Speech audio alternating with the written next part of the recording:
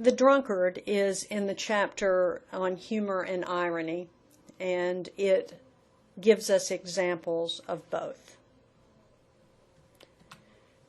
Consider when and where the drunkard takes place. How do we know where it takes place? And how important is that to our enjoyment and understanding of the story? How does the neighborhood and the period of time affect our characters? We have a setting that takes place in Ireland. We have a neighborhood. We have a neighborhood bar. We have a funeral, a reminder that life is impermanent and how we respond to that ending. The story is told from the first person point of view. We have a young boy telling the story. And so we want to know if he's reliable. But we also, if we assume that he is, based on what the story tells us, how he is reflecting on what his father means, how his mother reacts, are there questions that are unanswered? But in the process of seeing what happened through this boy's eyes, what do we learn about the family and the family dynamic? When we look at the characters, what is it that the characters want? What does the father want, the mother, the son? How do they each feel about the father's drinking? Even how does the father feel about his drinking and drinking in general? What is the story about? How do you know that that's what it's about? What is the central conflict? How is it resolved, or is it resolved? What is ironic? And why is it? And what does that irony reveal? And how is it also humorous? Remember, our purpose is not just to amuse for the sake of amusement, but to amuse with a purpose. When we look at theme, it is stated as a generalization about a life. It accounts for the major details and is not contradicted. But it is something that we arrive at after we have looked at all of the elements of the story. We can interpret stories in a variety of ways, but our evidence within the story has to support the idea that we use for the theme.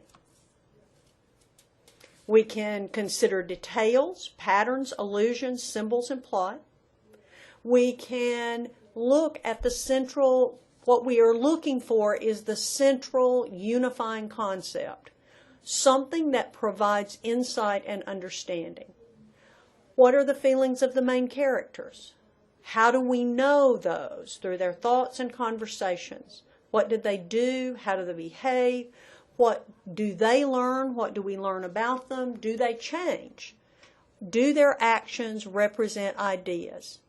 Is there anything symbolic within the story? Remember that when we express the theme, it is a complete sentence. It is a generalization.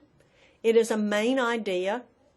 It accounts for all the major elements, but it's not about us. It's what the story tells anyone who looks at it and sees the things that you see in interpreting.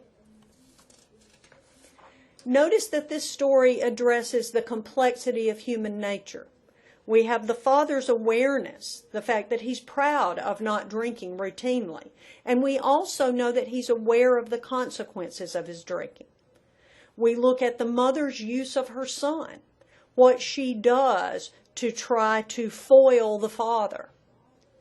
When we look at the father, we can look at how he responds to his neighbor's death, what the neighbor represented to him, how that tells us about the father's character.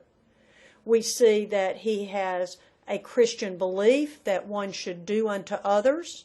We see that he feels that he is expected to go, and he also tells us that he enjoys funerals. When we look at what happens to the son, we see the father's reaction to the drink. We see that he does not assume responsibility, but is very embarrassed by what happened. And really, his biggest regret is that he missed the fun because he had to see about the son. It's not a morality tale. He already knows what drinking does. He has an opinion. But the son says he doesn't know when his father says, never again.